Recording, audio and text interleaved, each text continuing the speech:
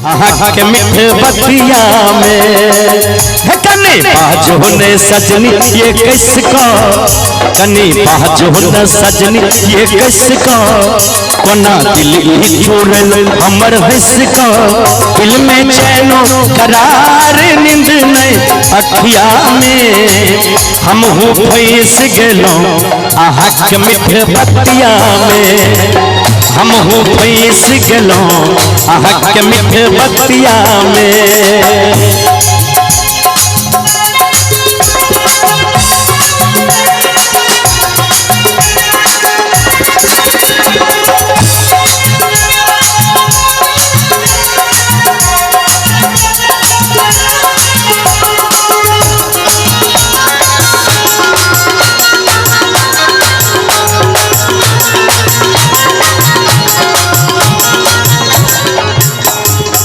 और लड़का लड़की से कहे छे ध्यान देवे,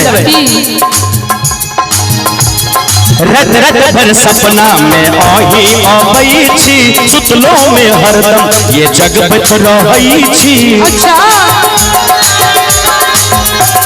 रत रत भर सपना में आही आबई छी, सुतलो आहा ये हरदम आबई छी, मन भ जाइए बेचैनो हमर ये रतिया में, मन भ जाइए बेचैनो हमर ये रतिया में, अहिना सटल रहो गोरिये हमर छतिया में, अहिना सटल रहो गोरिये हमर छतिया में।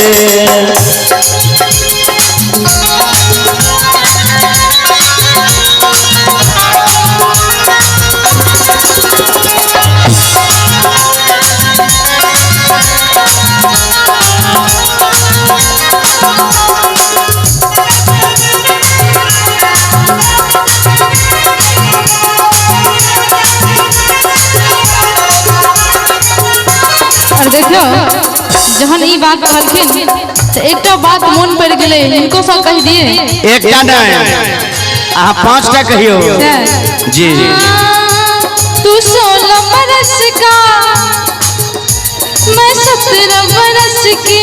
अच्छा तू 16 बरस का मैं 17 बरस की। अरे मिल एक दो बरस जरा दूर रहना। मतलब हम 16 बरस के और आप हैं 17 बरस के। देखिए 14 बरस के हमारे भैया सब इधर हैं। जा एक बार हल्ला करिए ना कस के। मैं 16 बरस की, तू 17 बरस का। मैं 16 बरस की, तू 17 बरस का। मिल जाए ना एक दो बरस जरा दूर रहना। कुछ हो गया तो फिर ना कहना। एक दो बरस जरा दूर रहना। कुछ हो गया तो फिर ना कहना। हेलो, हम दूर नहीं हटेंगे क्यों भैया, हम दूर नहीं हटेंगे भैया। है संतोष भैया, कृष्णा जी ये प्यार से देख देख के नहीं तरसावे, प्यार में इश्क ये रंग मिलाबू,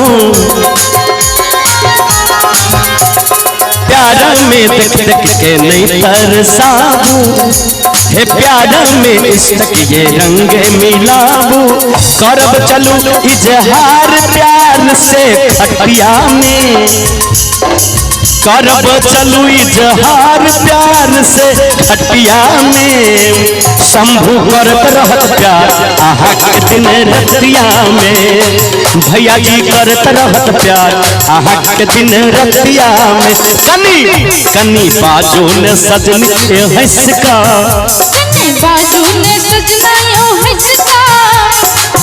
कोना दिल ही चोर लो हमर हंस का, कोना दिल ही चोर लो हमर हंस का। दिल में चैनो करार नींद नहीं अखिया में, हम हूँ भोनता के दिन रतिया में हम हूँ फैस गेलो के मिठ बतिया में हम हूँ फैस गेलो के मिठ बतिया में हम हूँ फैस गेलो के मिठ बतिया में हम हूँ फैस गेलो के मिठ बतिया।